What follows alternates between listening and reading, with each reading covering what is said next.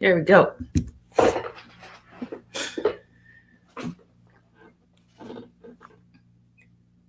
Good Monday, Kentucky. It's me, old LB, Dr. Brislin here. Healthy at home, going live like we do every Monday.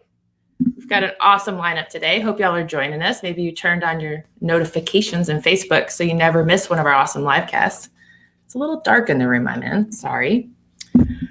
Hope y'all had a great weekend. Good weather, lots going on in the world.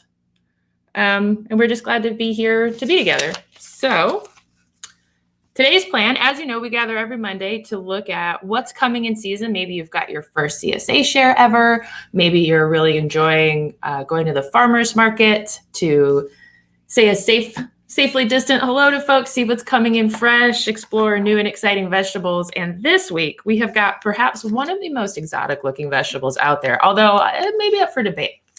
So if you think you've got one that's stranger, at least in looks, let us know. But it turns out the flavor is really quite familiar and there's a lot of great stuff you can do with it. It's none other than Kohlrabi Monday. We've been looking forward to this one. And Chef T's got some really exciting recipes coming up that are great for this kind of hot weather and all that. And we've even got a more special surprise here.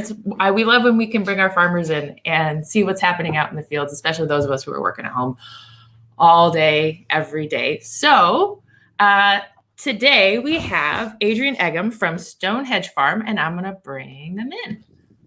Hello. Hi. Look at this. Where are you right now? We are in the middle of the garden right beside the kohlrabi. Oh my goodness. That's how it grows? That is how it grows.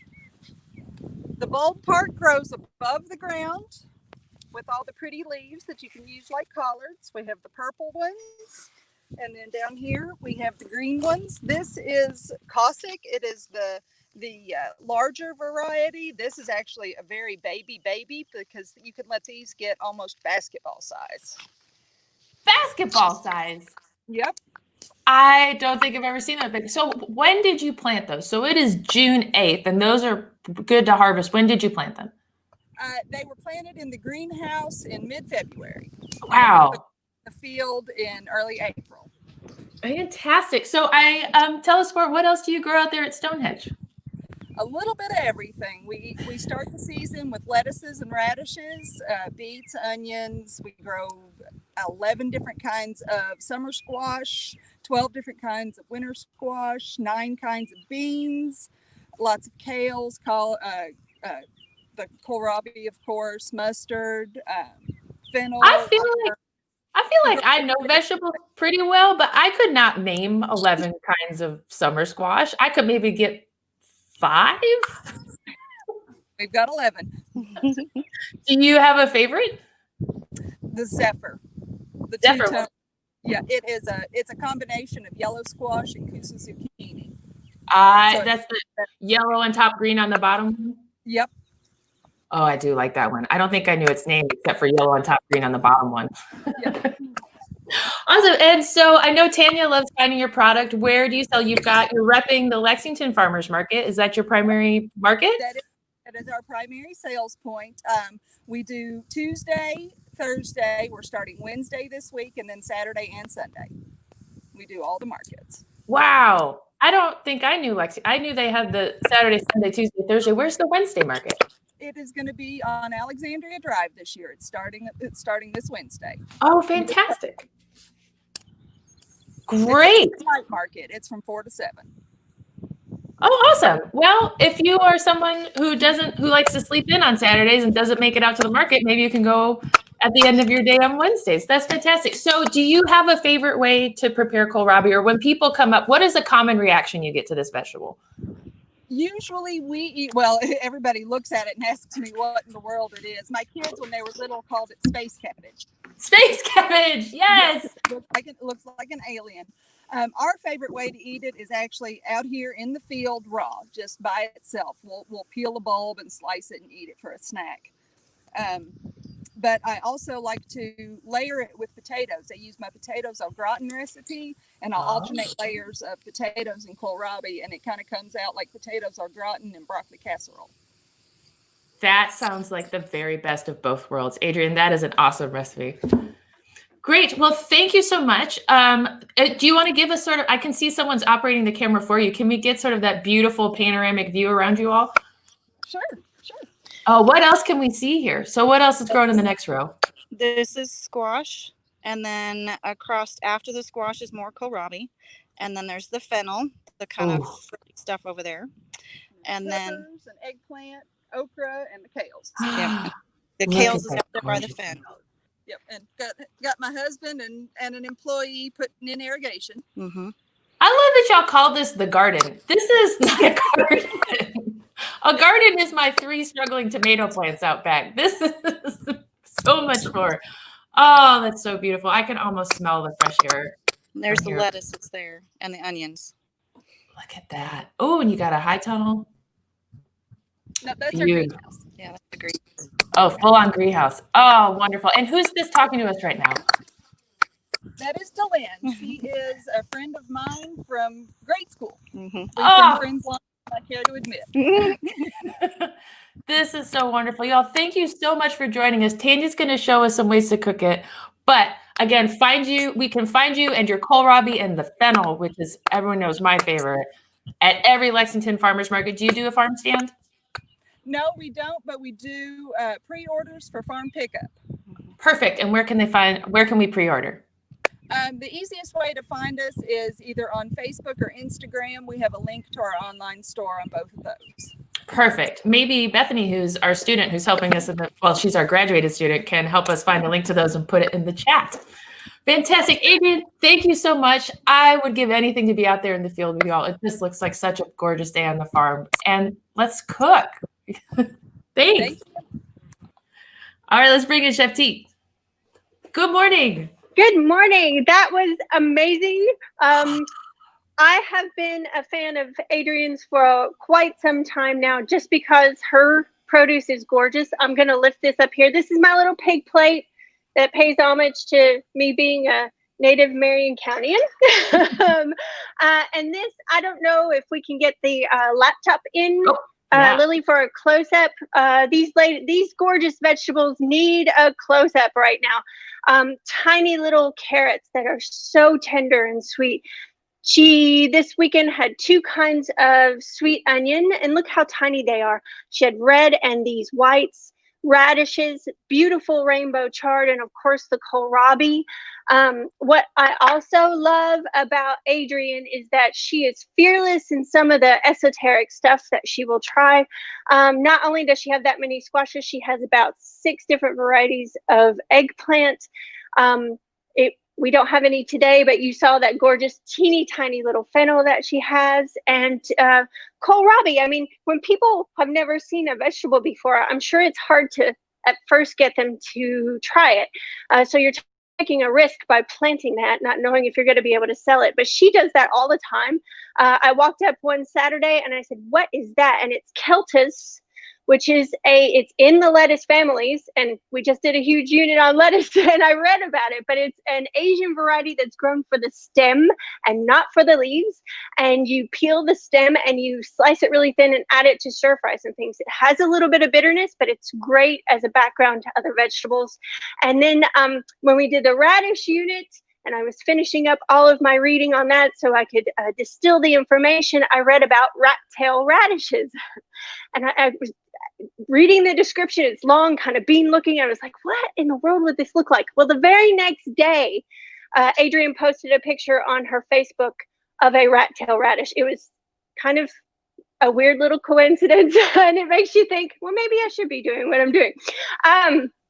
So if you're looking for something a little different, that's the place to go. Try to find Stonehedge. Everything is grown on her farm, and it's absolutely gorgeous. So and you'll see we have the link directly to their Square site, so you can do the pre-orders in the chats. Thank you, Bethany. So what are we doing today? So today, as it's getting a lot hotter down here, I see you in long sleeves. Oh no. Yeah. It was clean. Don't call me out, Tanya. Early morning cool. I'm sure it was quite cool this morning. You can kind of sit outside and have your coffee till the sun gets sort of high. But pretty hot day, especially this weekend, and then we're going to head into some hotter weather. So I didn't want to have too much. Now I do have a roasting recipe. We're going to roast kohlrabi and then finish it with a lovely garlic and herb sauce. And then, but to not generate heat in the kitchen, we are going to do a kohlrabi slaw. Now kohlrabi, let's bring them out here. This is alien cabbage. Cabbage. I love that name. This does look like something that would be on E.T.'s mothership, you know, as they're going around the galaxies collecting things, along with the Treffids and things like that. So it's a little weird, but don't let that scare you, and don't let that make it unapproachable, because it's absolutely delicious. My aunt, I was in Lebanon this weekend, and they have a farmer's market, and she picked some up right there in little old Lebanon. So she is probably watching along today to get some ideas. Now, easy, what you want to do when you bring this home, again, things that are growing right now that anything that's grown in the cooler weather leading up to this heat wave that we're having right now, it likes cool temperatures, it likes moisture. So we want to bring these home, get them out of the heat, and then any kind, even though this is not a root vegetable, which I thought it was for a long time, this is actually, it's a stem, a bulbous stem. You want to get all the greens off, because greens are, though they're wonderful, they do tend to suck the water out of any kind of bulb they're attached to. These are perfectly edible. They're delicious. They're kind of like kale, but a little bit more herbaceous than bitter. So it's like a sweet herbaceous kale. They're thicker, a little thicker than kale. The texture is more akin to collards, like Adrienne was saying. So we're gonna hold on to these. So I just slice those off, and then it's easy just to go around and take off the rest of the little stem. Sometimes farmers will at least take the leaves off, and you still have these little arms sticking out. I see why people refer to kohlrabi as looking like Sputnik with all of the little thin arms sticking out there when you don't see the leaves. All right, now it's coated in a double thickness of a very fibrous skin. So you really want to remove all the skin. So we're going to cut the little root end off using our claw, holding our knife with our thumb and forefinger on the middle and pinching tightly. Use that claw, because this thing is going to want to roll around on you. Take off the root end, and then take off the stem's end. I'm going to toss that in my discard bowl. Now, you could use a peeler on this. I'm not saying not to, but this is pretty thick skin, so you want to make sure that even as I'm peeling this off, we'll put it over here, you can see there's a little bit of fiber left. So you want to go back through and make sure you're getting down to the most, see how that kind of left some behind. So a lot of times I'll just use a knife.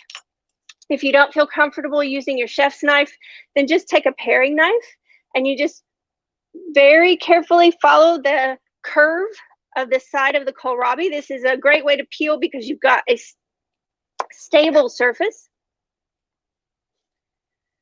And sorry guys, but the tree pollen is really getting to me this year. So want to make sure I still have a voice left. So you just follow the curve around, and you want to make sure that you're getting all of that thick skin off. It's a shame to take this purple off. Now I have seen people slice the purple ones really thin and still leave the skin on. You're going to get that texture, but I guess if the slices are really thin, it wouldn't be that much of it, just so they could keep the color. That's the shame about some of these really beautiful purple vegetables, is that once you start cooking them, that beautiful purple goes away, the chlorophyll comes out, and you don't see the purple anymore. Now I'm getting the aroma on this is really fresh. It has a little bit of turnip to it. Some people say radish. I don't find kohlrabi to be as hot as radish. It's akin to, if anybody out there a fan of broccoli stem versus the florets, because that's my favorite part. It's like broccoli stem and turnip had a baby. It's really mild, but you do get that little bit of turnip at the end. So Like Adrienne said, that their favorite way to have it is just to eat it raw. I've got 3 little examples for you here. I'm going to bring those out. And I put them on the red plate because I want them to pop. Now, this first one, you can see I've just got a little wedge of lemon here. I'm just going to squeeze that over the kohlrabi. I always have my little container of salt, just a tiny pinch. And that is a wonderful, refreshing way to have it. You can also go a little richer if you are a backyard or front porch herb gardener like I am. I stopped and got some of my rosemary this morning. Lily, the rosemary plant that you gave me for my birthday a couple years ago. Some people might be surprised. It's still alive? Put that down in the, bring it down first so we can see it. There we go. Thank you. Okay, so it's still alive. Hooray. It's still alive. I did kill the other 2, but the rosemary's still alive. So I just drizzled a little really good olive oil on top, sprinkle of salt, and that rosemary. You could use any kind of herb that you like. It's a mild flavor, so it's good to take on other flavors. That's absolutely delicious like it is. And then one of my favorite things in the world, and I'm gonna admit my problem, this is called tahine. And if you're in just a Kroger or something, you may see small bottles of this in the produce section. And I'm this big of a fan. Where did you find that? Is like a novelty size. This came from Aguas Caliente, so from the Hispanic market here. Whew, that's amazing. I put it on everything, and I've never seen a jug that I put it on everything. Okay, if you're not familiar with this, it is a combination of chili, lime zest, and salt. And I got turned on to this a few years ago when a friend said, "Oh, you should have that on pineapple." Frankly, it's good on everything. A good friend of mine loves putting it on really tart apples. It's great on mango, anything sweet. This is wonderful on, but the ultimate mango is pretty good. But when watermelons start coming in late July, early August, if you're big on keeping a salt shaker with your watermelon, you want to try this. It's just the tiniest bit of heat, tiniest bit of tang, and then the saltiness. So it's excellent. You can put it on savory things too, but it's my favorite to put on fruit. So we've got this kohlrabi here. If anybody's familiar with jicama, I've cut it kind of like jicama sticks. I'm going to squeeze a little lime juice. And now the tahine has salt in it, so I'm not going to add any salt, but just a sprinkle of that over it. And that will be a delicious and tangy, tasty, slightly prickly snack. So that's a wonderful, kohlrabi are great, just like that, out of the skin. I'm going to set these aside.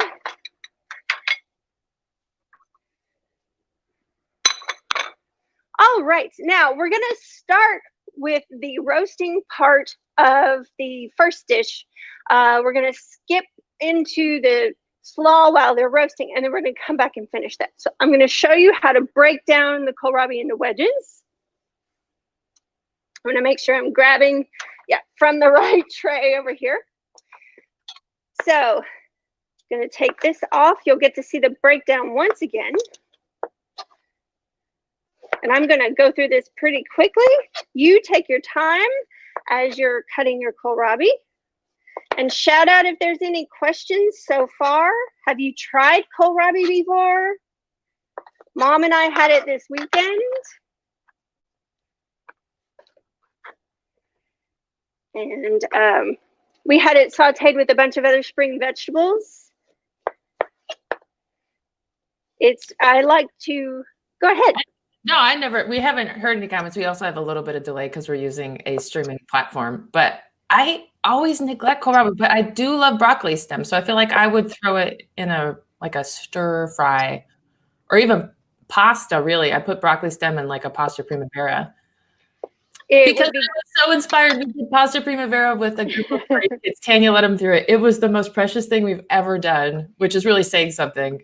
Just cooking at home with their parents was amazing. But that's how I think I would use it, other than tahini, which now I really want some. It is great to add to pasta. I like just sauteing it with, I love sauteing it with radishes. And I can just eat it like that, maybe with just a little fresh herb on top. Now I'm just cutting this into wedges. So I'm cutting it in half. And then I always try to tell people the safest way to break down veggies is 1, get a stable surface. So always try to look for your stable surface. And then I'm just using my claw and holding it and cutting it into quarters once I have it in halves. Quick question. Yes. So I learned from you that the bite in radishes comes from the enzymes and things in the skin. Yes. If your kohlrabi is a little fiery, should you, we know that peeling it, but if you put it in cold salted water like you do radishes, does that help? Should you be doing that? I have come across really fiery kohlrabi. I think it's because they were really old or they were allowed to grow when it was really hot. Heat makes things weird, yeah. Yeah, and I don't know if the heat from this is the same kind of, with radish, it's actually a combination of an enzyme and a compound that make all that heat. So I don't know if this has the same compounds in it. So I would need to look that up. So I don't know if that does it or not. Cooking definitely takes heat. I mean, it gets super sweet when you cook it. But I'll have to look in to see if this is the similar kind of mechanism that creates the heat in radishes. We'll follow. Thanks. So I've got them in wedges. Oh, wrong bowl. Here we go. And now all I'm going to do, and this is the same for any roasted veg. And if there's a veg you think you don't like or aren't familiar with, I highly recommend roasting it. It concentrates the sugars. We get that little browning caramelization that we love. And I've converted a lot of people who said, oh, I don't like beets. Oh, I don't like turnips. Oh, I don't like sweet potatoes, by roasting these things. So if you're a little apprehensive, so just a toss of oil. Oops, little too wicked of a toss there. A little toss of oil.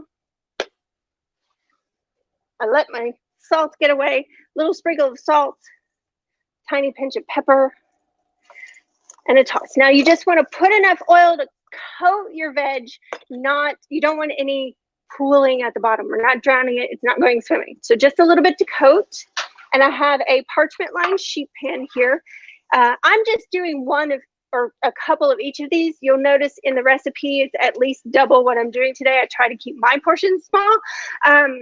But when you put these out on your sheet pan, make sure it's a sheet pan big enough that you can have a single layer, because when they sit on top of each other, you're actually steaming them and you're not going to get that nice caramelization. So I'm going to pop these into a 400-degree oven.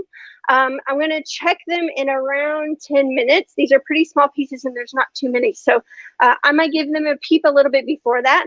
But just check it with a fork. And if your fork goes in and comes out pretty easily, then they're perfectly tender. It's a fairly tender vegetable to begin with. Now, while those are roasting, I'm going to start on the slaw. So I'm going to bring the whole kit up here.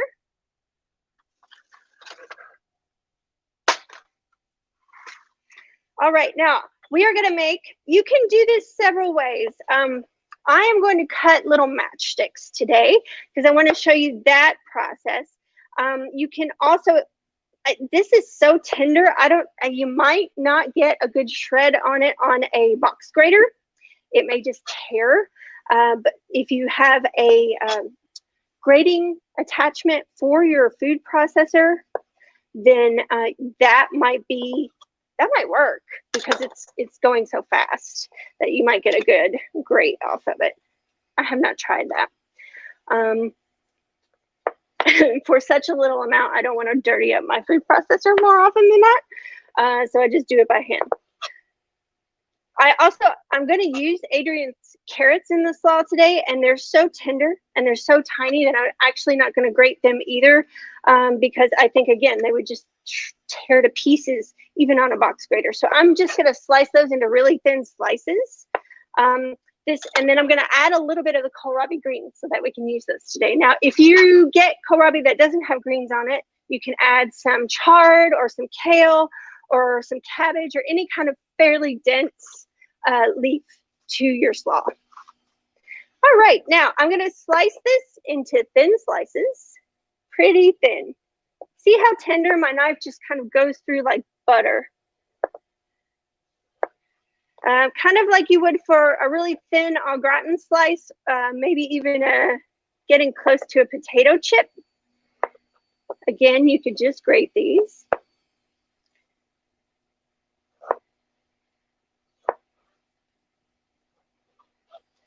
I was trying to remember today. I don't think we have the issues with oxidation with kohlrabi like we do with some vegetables turning brown. So, and I'm pretty sure that's the case. But then I thought this morning and I thought, well, I can't remember for sure, but we'll see. So I'm going to toss this into a big bowl. We want a big bowl to finish. Anytime you're doing a salad, you want to give yourself plenty of room to toss everything around so that you're not knocking things out. I'm going to cut these into tiny slivers. So I'm trying to make every cut the same size. So every slice will be even. And then when I make the matchsticks, when I cut through them, that's the same amount, so that I get a square, a long plank that's square on the end. Now, as Adrienne said, there are two kinds of kohlrabi. There are the little ones like these purple ones. On these, you really don't want them to get too big. They get really woody and fibrous. But now on that big one that she was showing you, that is actually a storage kohlrabi. I've also heard it called a gigante kohlrabi, and they do UK's ground them, and they get to the size of like a small basketball. They're huge, but they don't get the woodiness and they don't get harsh because it's a different variety, and it must store a ton of sugars. I was just listening to a podcast on glycology this weekend, so I have sugars on the brain. All right, so we've got these sliced up, and this is what I would do if you want to try that gratin like Adrienne was talking about. This is the kind of slice I would use, and that sounds like a delicious addition to potatoes au gratin. And if your matchsticks are a little bit bigger than this, don't worry about it. Just keep working on it. And one more. And then we'll bring out these gorgeous little carrots. And I may actually even throw in this radish. That's what I love about a slaw. You can kind of start going, I have a little bit of this. I have some bell pepper, or I have that, or I have some herbs I have some cilantro out on my patio. So there's our kohlrabi. I'm going to grab a couple carrots. Now these are tiny, tiny. They're super tender. I gave them a wash and a scrub. You don't really need to peel them because the skin is so tender. And in fact, if you get these from Adrienne and cook them, be very careful.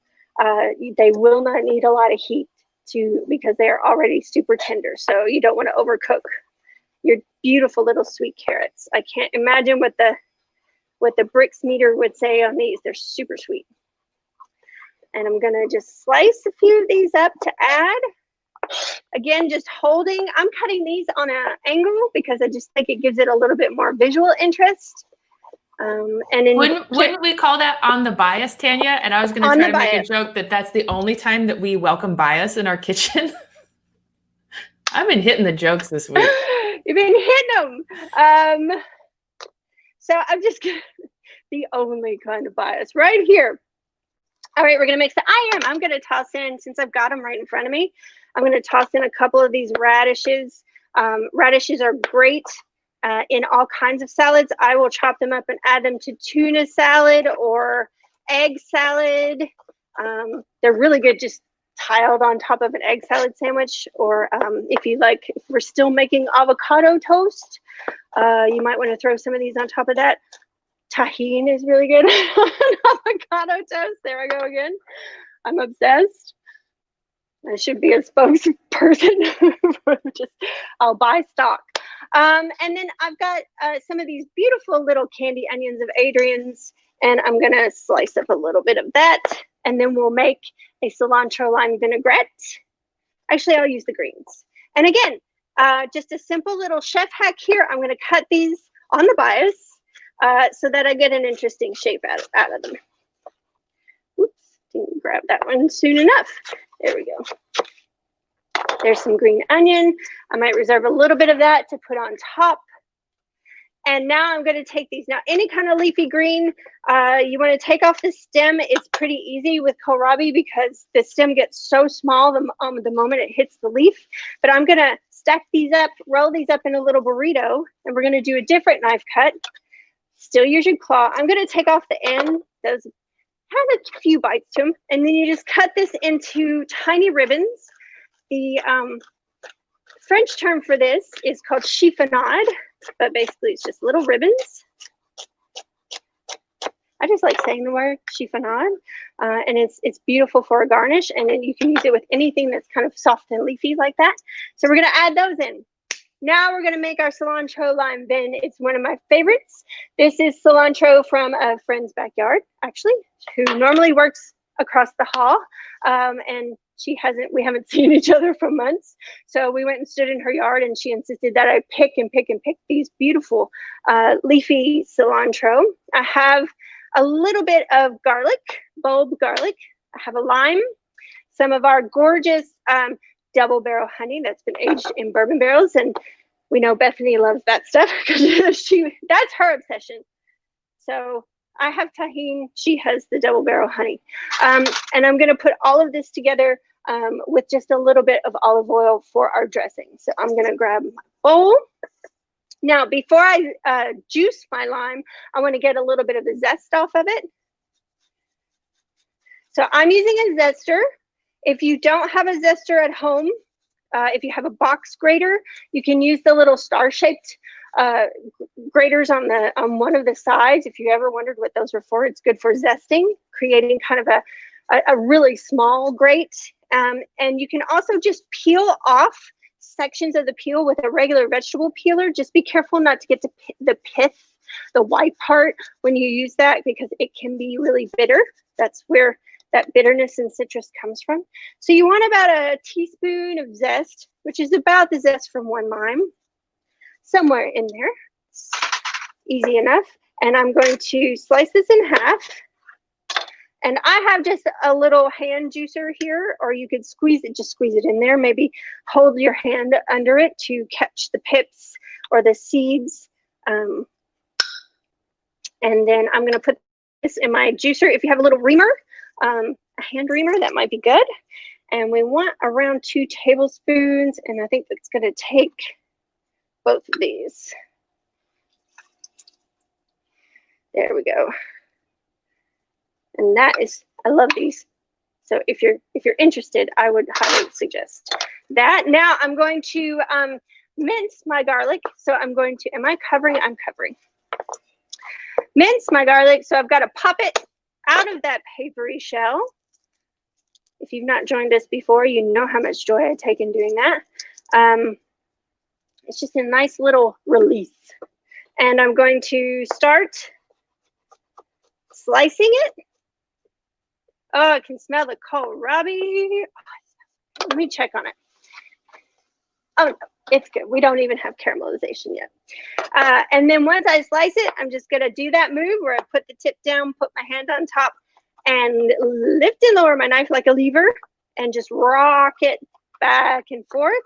I'm trying to get everything the same size, 1/8 of an inch or smaller, but I just want everything to be about the same size. And since this is going in raw, I'm probably going to take it down pretty small. So there's not a big, you don't get a big bite of garlic. That can be harsh when it's raw. Although the acid in the lime juice, this is why we can use raw garlic in dressings. The acid does start breaking down the cells as soon as it makes contact. So if you find that your raw garlic's a bit too harsh, what you may want to do is like throw it in your acid. Pardon? Ringing the bell, and it's past 10 o'clock. Throw it in the acid, and that will break down your cell walls. Now we got to put in about a tablespoon of, or a teaspoon, sorry.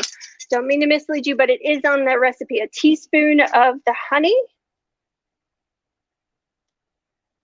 I'll just say I do that trick. Tanya knows that I can't eat raw alliums, raw onions, or garlic. They really do a number on me. But in my mind, I don't know what the right term is. I think of it as cevicheing my garlic. Yes, yes. And is there another word?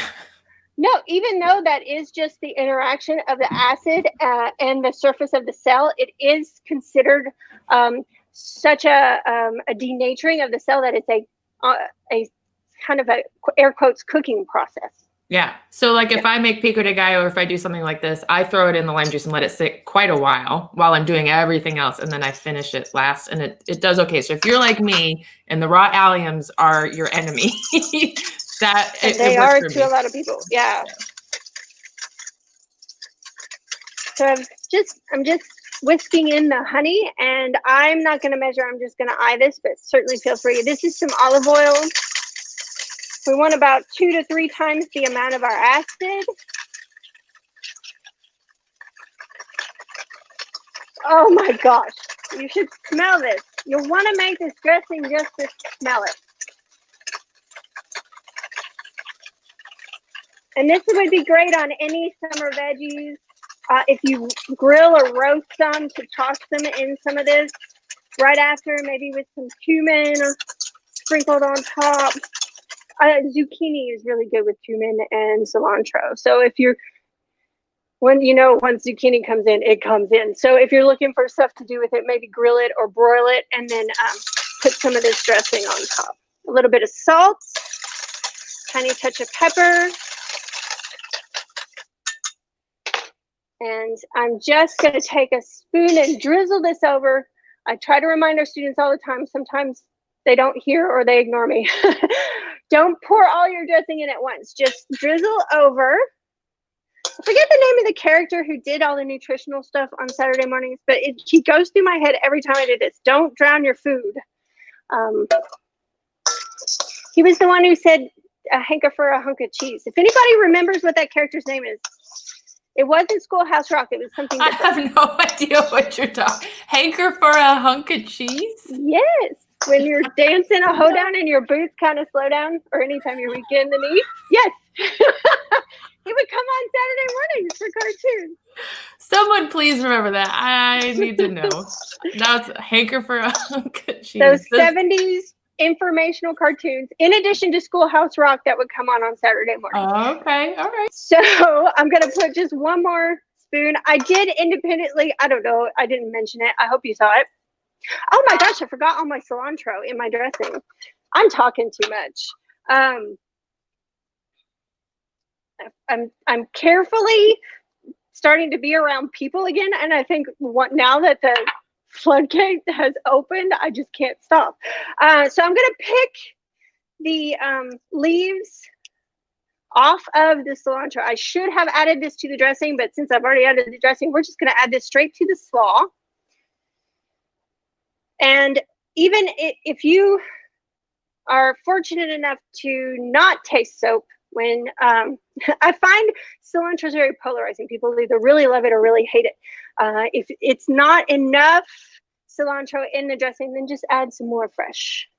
And we will pull all these leaves off. Anytime you have real tender leafy herbs, you want to pull the leaves off the stem and bunch them up and kind of try to do like we did with the kohlrabi leaves, but it's a little bit different. You're more kind of pushing in there. Yes, ma'am. Someone has suggested Timmer the cheese guy. Let me Google it for our hunk of cheese guy. He's a little blob with skinny legs. Yes, his name is Time for Timmer. Time for Timmer. Yes, that's it. Thanks, Google, and thank you, Joshua Cromer. You win. You win. Next time you come see us, we'll give you a Food Connection t-shirt because that was a great. You deserve a kale, yeah, t-shirt. He also did one about exercising your chompers, eating lots of nice crunchy vegetables instead of junk food. So now I'm gonna have, that's gonna be the earworm for the day because now that song's going through my head. All right. Okay, so now we have our cilantro in here, and this smells amazing. We'll plate all this up at the very end because I smell these kohlrabi. Let me check them. Oh yeah, we're starting to get some browning here. I'm just going to give them a little stir with a spatula.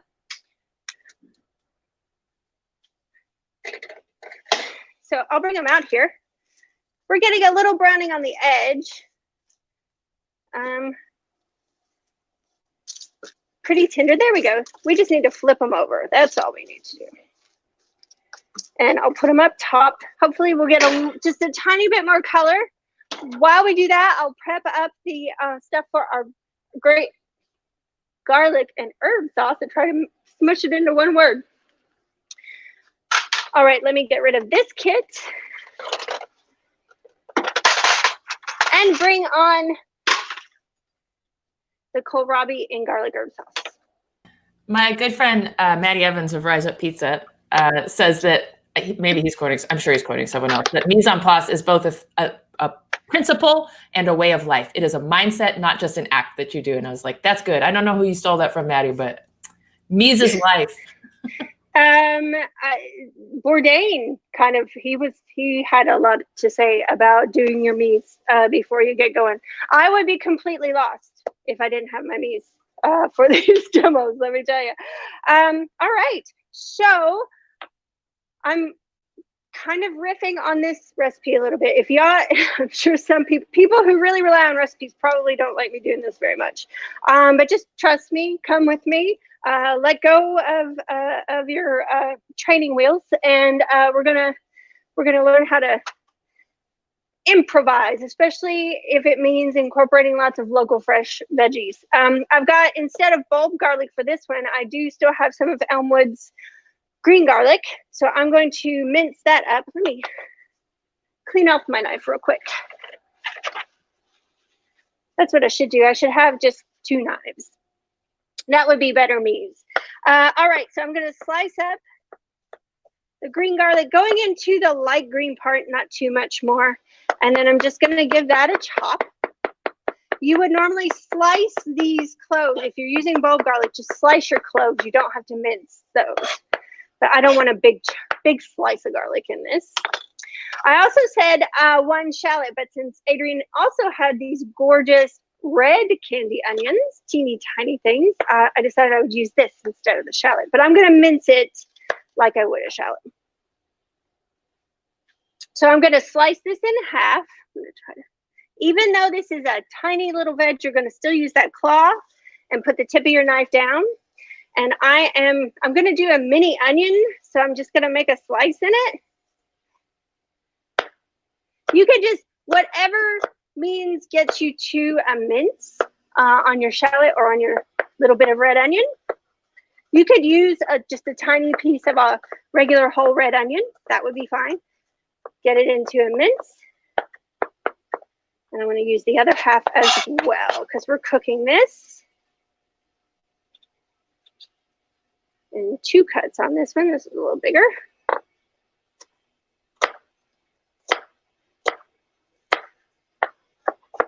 All right, I also have in my kit, in my mise, a tablespoon of lemon juice, a tablespoon of white wine vinegar. We love the Madhouse vinegar around here.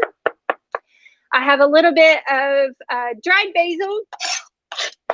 I don't yet have, I have basil plants and I thought I'd be able to use them. I don't have those yet.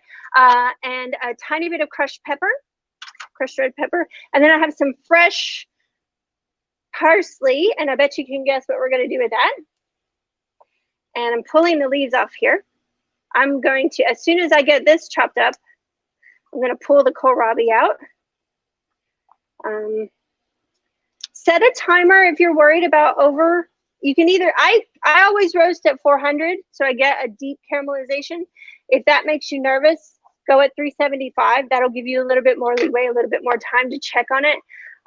Also a little bit more time to forget about it maybe. So it's up to you. Set a timer if you want. Check it maybe 8-10 minutes. If you smell anything, chefs go by smell as much as they do by a timer. If you smell anything going on, you may want to go ahead and take a peek. All right, and there's my parsley. Now I'm going to turn you around here to the saute pan. I'm going to get that on. Pull out the roasted. And I think that's just about right. Now, if you wanted to, I did just want to show you this technique. I'm going to come over here for a second. Roasted is fine, and you could just taste it for salt, reseason it. You can put some fresh herbs on it. It's really good with a sprinkle of Parmesan cheese, just roast it as is. So that is perfectly fine as a side dish, straight out. But what I'm going to show you today is just a little bit of a sauce to finish it off. And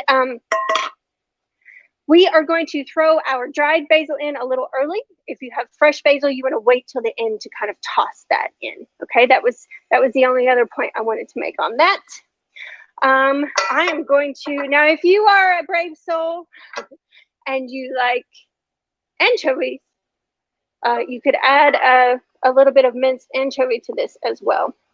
I love anchovy in a veggie dish if you're comfortable with it. My mom made some cauliflower with anchovies. Oh yes, Delicious. wonderful. Don't fall for the hype of the old jokes about getting anchovies on pizza. They have such a rich flavor. They've got a good punchiness. It's a unctuous, umami-ish, fun, briny moment to your veggies. I highly recommend it. I love the greens marmalade. That's Paula Wolfert's. You know, and it has just a little bit in it with the sweetness of the raisin and the brininess of the olive. That's amazing. If you're afraid to buy a whole tin of anchovies, but you might want to try after we're going on about them, you can get anchovy paste. So if you like to make your own Caesar dressing, stuff like that, it keeps better, and you don't have to have that tin of anchovies and the oil being knocked around in your kitchen in fear of spilling it. So that is one option for you if you're interested. Now I'm going to add the red onion and the garlic to the pan. We're going to get a little sizzle on that. This sauce actually reminds me, I used to make a sauce tons of times when I was at the restaurant. It's called Meuniere, and basically it's a brown butter sauce and you add lemon juice to it. Very traditional. You want to watch your heat on this because this is all small. And actually I'm going to add a little bit more olive oil to it because this is kind of our sauce. So be careful when you add these two liquids with this hot oil. They are going to spatter. So about a tablespoon of lemon juice and about a tablespoon of white wine vinegar. If you should get a flame up when you do that, just stay calm. And I'm adding my dried basil now. Just stay calm. The flame out will go out. And then I'm going to add just a pinch of crushed pepper, a pinch of salt,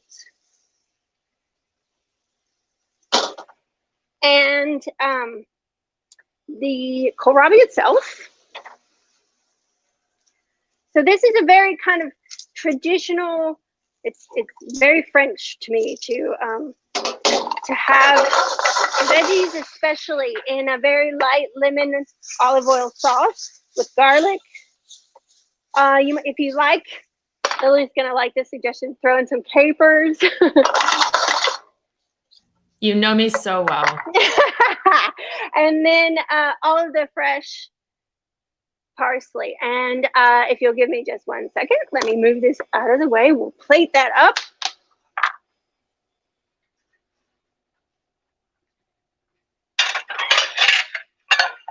So you can see these gorgeous dishes. I have my salad tongs here. Just need a little room. Have to move the pig. So here's our slaw. This is great as a side. It's great to put on top if you make any kind of tacos, especially like with a fish or veggie taco, something light. This is a wonderful light slaw to go with that. Put the radish on top there. Maybe a little sprinkle of cilantro on top. And then these gorgeous kohlrabi over here. Ooh, got a rogue.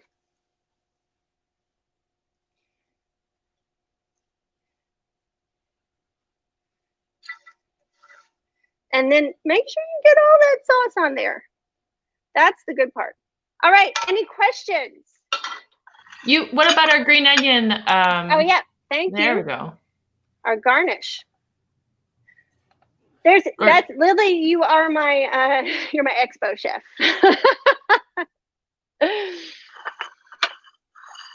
Those look beautiful, Tanya. I was trying to get myself out of here so we could see them at the same time. Gorgeous. Look at that beautiful browning on the kohlrabi. Yum. How would you describe the flavor of a roasted kohlrabi? It's really sweet. It is like broccoli stem, and that's the only thing that I can think of that is even close. Because it gets so mild and sweet once you cook it. And look, we did all this in probably 40 minutes, start to finish. 2 gorgeous sides, 2 great ways to use kohlrabi. I am also super curious about this potato meets broccoli casserole. Oh yeah, that one that may have to be one we record. If you come across questions about kohlrabi, please always hit us up on Facebook. We're on Instagram at UK Food Connect. I should have that as a banner, but I don't. We posted the links to these recipes in the chat. You will always find them on the Food Connection website. And I will say, check out Stonehedge Farm, just Stonehedge Farm. They're on Facebook, and their Squarespace link is in the chats if you missed that. And next week, we've got a extra special. And if you make any of our recipes, someone said they were going to try the roasted broccoli, share a picture. Tag us at UK Food Connect. We'll reshare them. We would love to see how you all are doing this at home, or any fun riffs that you have and you're improvising, because that's what we love. Yep. Next week, Tanya, what's coming up next week? I'm excited for it, but I'll let you share. Well, I don't have a confirmation yet, so we're gonna hang on to that surprise. Okay. Well, stay tuned. We might have a super fun change up for next week. Yep. And stay tuned with us. We're always looking at fresh, seasonal, locally sourced ways to bring gorgeous Kentucky-grown products from Kentucky farms into your kitchen. And otherwise, I think that's great. Yeah? All right. Anything else, Tanya? Try Bethany? Kohlrabi. Yeah. Yes. I was going to say thank you, Bethany, for being in the background, sharing our Absolutely. questions. We love her. She's flown from the nest, but we still get to keep her for a little while longer. So thanks, Bethany. Thank you, Adrienne, for joining us earlier. And we'll see you all next week. All right.